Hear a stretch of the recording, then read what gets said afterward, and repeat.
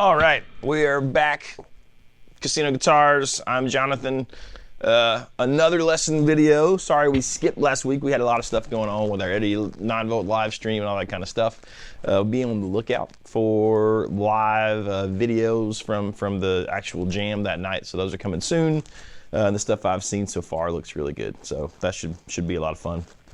But today, back with another lesson that sort of focuses a little bit on triads.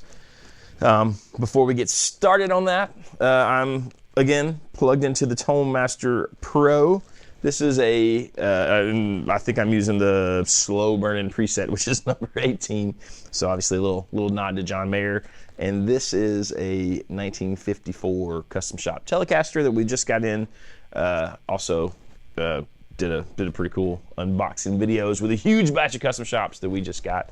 That you guys, if it's not out yet, it will be soon. So check that out as well. But anyways, jumping into the lesson. We did a lesson, I don't know, a couple weeks ago about triad shapes all within the pentatonic shape, that first pentatonic box. You know, where like we were talking about the 1, the 4, the 5, the 6, in those shapes. Not gonna go back over that, but this will connect to it. So if you missed that one, go back and watch that one first, maybe. And today, we're gonna talk a little bit more about moving up and down the neck with the triads. A lot of people do caged when they're talking about this stuff. I never really think of it in terms of caged, so I'm gonna show you how I think of it. I think it's slightly simpler because there's maybe a slightly fewer options. But I think it works really well, and it's essentially the same thing. It's just a different way of approaching it. So we're gonna look at 3 shapes. It's gonna be sort of an F shape, which I'm gonna do all this out of the key of G today. So my F shape, you know, it would be like playing an F chord down here, but I'm actually moving it over to the 3rd, 4th, and 5th fret. So my ring finger is on 5 on the D string, middle finger's on 4 on the G string, and then you can either just play the B string on 3, or you can borrow the B string and the E string, get the full chord, or just those 3 notes. It doesn't really matter. You'll see me sort of doing both things throughout. It just depends on what I want to play. So anyways, that's my F shape.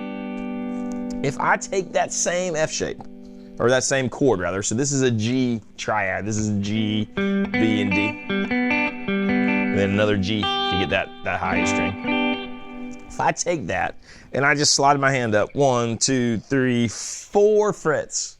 So now I got the same F shape. Don't play yet. We're gonna switch some things.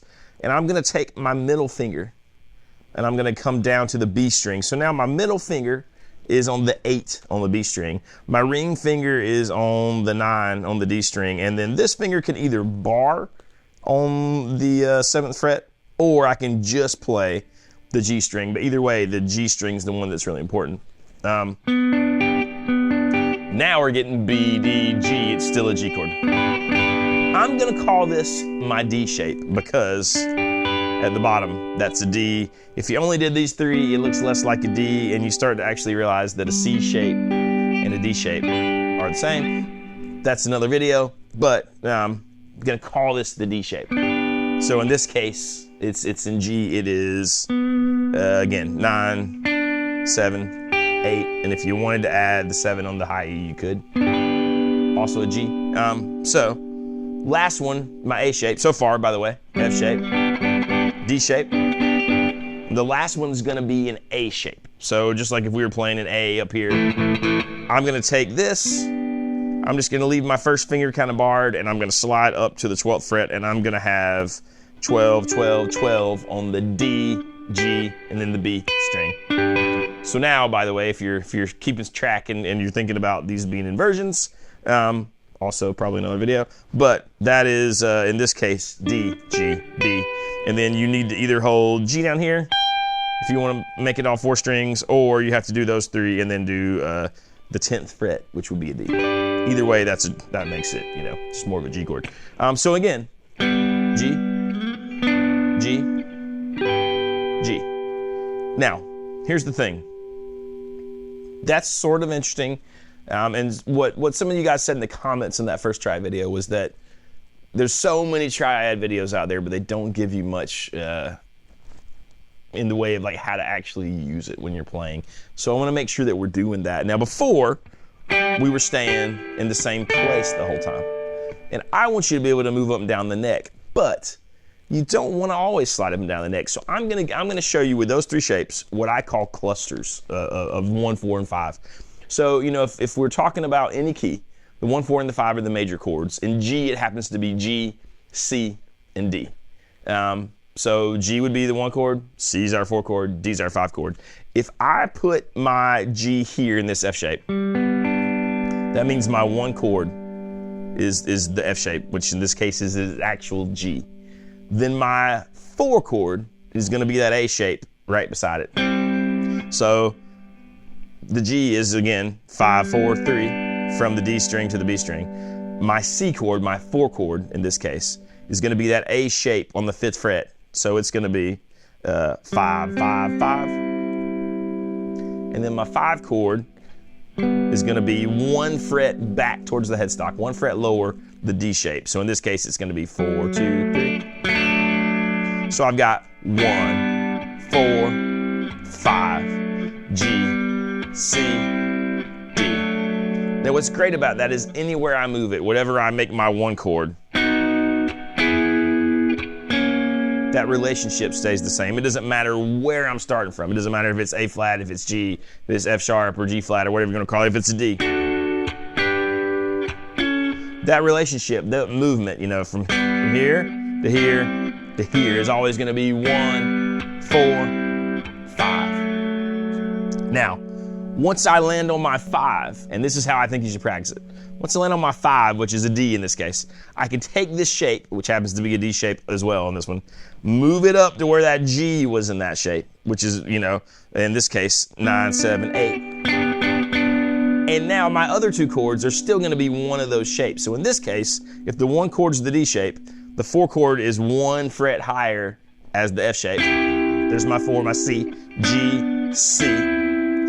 And then my 5 chord is 1 fret back. If it's from the 1 chord, it's right there, literally just the A shape. In this case, on the 7th fret. But if I'm from the 4 chord, I got to go back a fret to the 7th fret.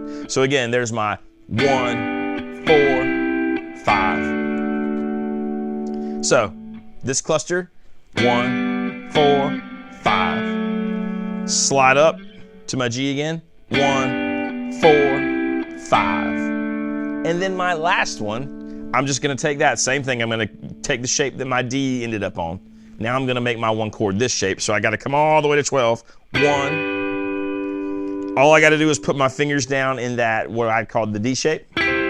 So that was 12, 12, 12. Now it's 14, 12, 13. That's my 4 chord, a C in this case. And then back 2 frets to an F shape. And I'm at my 5 chord. So 1, 4, 5. And then I can go back to start off where I was. 1, 4, 5. 1, 4, 5. 1, 4, 5. 1. Now you can practice strumming that.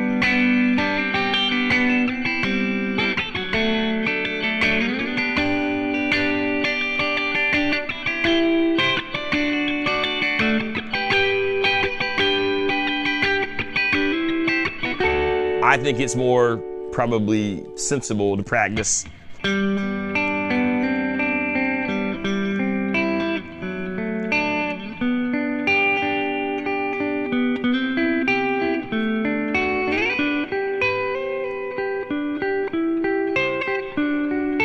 you know what I mean? And eventually you're gonna want to see that in the context of like, okay, if I'm in the key of G and I'm playing here, where's my pentatonic notes there? And then when I move up to here, where's my pentatonic notes?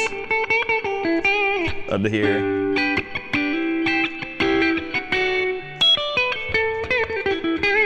Don't play that sloppily, but you get the idea, right? So you could just sit 1, 4, 5. You don't have to stay in the clusters. You could go 1, 1, 4, 4, 5. Then maybe you go 1, still a 1, 4, 5.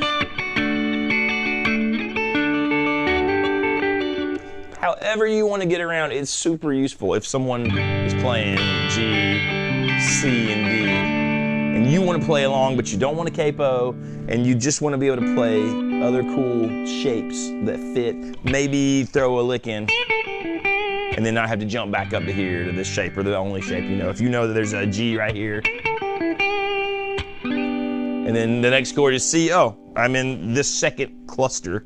There's my C, right? So that's how you would start to use it. But for practicing it, you can just sit, like I said, 1, 4, 5, 1,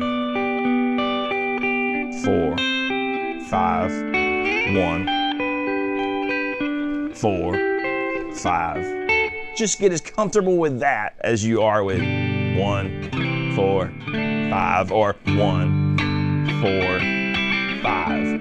And suddenly your fretboard is a lot more connected. Now, if you guys like this, there's another lesson we can do about seeing those shapes with triads all the way down the neck, like as far as your scale shapes, marrying that so you can either add extra things to the chords or play little lead kind of fill things in the chords. So if you like that, let me know in the comments, and we'll do that for the next couple lessons. There's a couple lessons like that on my personal channel, but obviously they'll get a lot more views on Casino because you guys, there's way more subscribers, so you'll see them.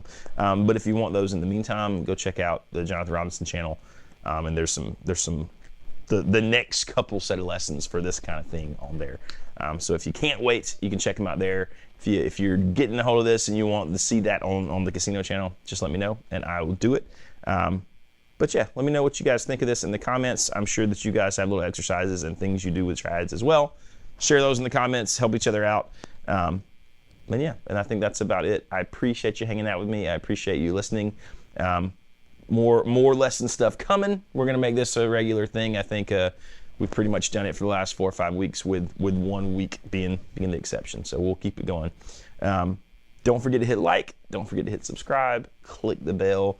Don't forget our road to 100K. There's giveaways going on. We just announced this past Wednesday the giveaway for the GS Mini 50th anniversary.